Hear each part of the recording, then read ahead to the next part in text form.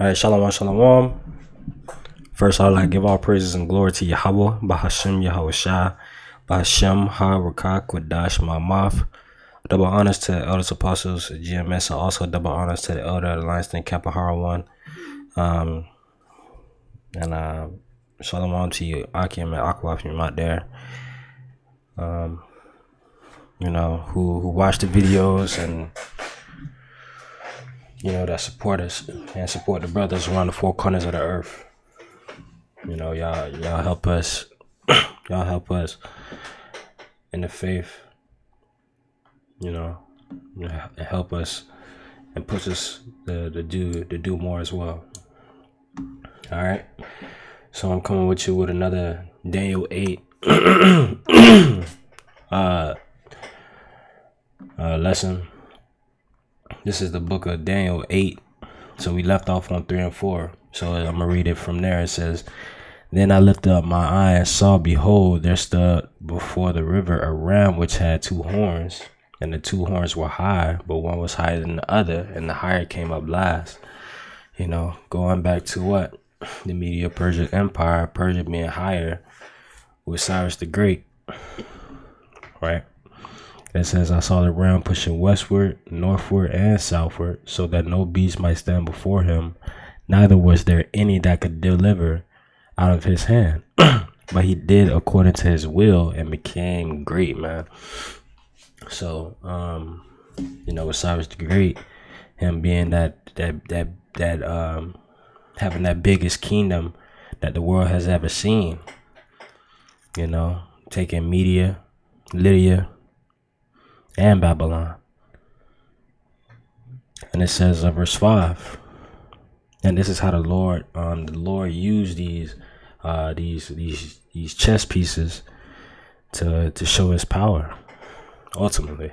And it says, verse 5, "And as I was wondering, as I was considering, behold, an he-goat came from the west on the face of the earth and touched not the ground." So that he-goat from the west, meaning from Macedon or Greece, and it touched not the ground, meaning it was very exalted, And the goat had a notable horn between his eyes, right?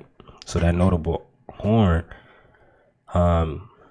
being through Philip's bloodline, right? So being through his bloodline, and it says what? "And he came to the ram that had 2 horns." So out of Philip's bloodline, with Alex, which is, let me go ahead and get that.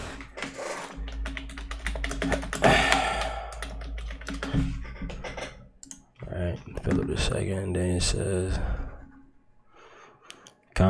Philip of Macedon was the king of whatever of the ancient kingdom of Macedonia from 359 till his death in 336. He was a member of the Agrad dynasty, founders of the ancient kingdom, and the father of Alexander the Great. So man, through Philip's bloodline, then it says he's the father of Alexander the Great. And this you having what? "And he came to the ram that had 2 horns, which I had seen standing before the river, and ran unto him in the fury of his power." Right? And I saw him come close unto the ram, and he was moved with choler against him, and smote the ram and break his 2 horns, man. Right? And that happened in 330 BC. Let me show you. Actually, let me see. It might. There's okay, boom. It says in 334 BC, he invaded the Achaemenid Persian Empire, being with the Persian and the Medo-Persian Empire, and began a series of campaigns that lasted for 10 years following his conquest of Asia Minor. Alexander broke the power of the Achaemenid Persia, which is Persian enemies, in a series of decisive battles, including those at Issus, Gaggle, whatever the hell, he subsequently overthrew Darius the Third. Let's see what Darius the Third is, right? So boom, it's Darius the Third. 330 BC was the last Achaemenid king of kings of Persia, reigning from 336 to his death in 330 BC, right? So Khan. So reigning from 336 to his death in 330. It says, contrary to the predecessors of Artaxerxes, Darius was a distant member of the Achaemenid dynasty. During his early career, he was reportedly an obscure figure among his peers. At first, rose to prominence during the Chaldaean expedition of Artaxerxes III in the 350 BCs.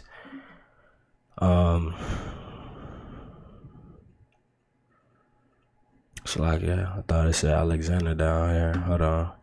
In 334, Alexander the Great began his invasion of Persia, the Persian Empire, and subsequently defeated the Persians in several battles before looting and destroyed the capital, Perapolis, by fire in 330 BC.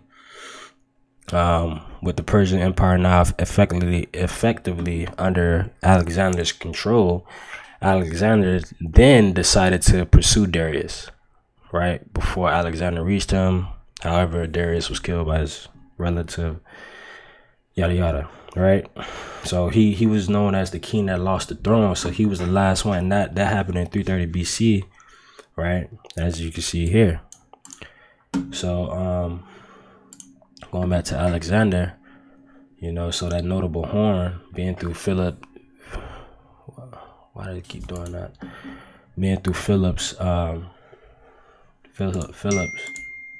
Macedon's bloodline, right?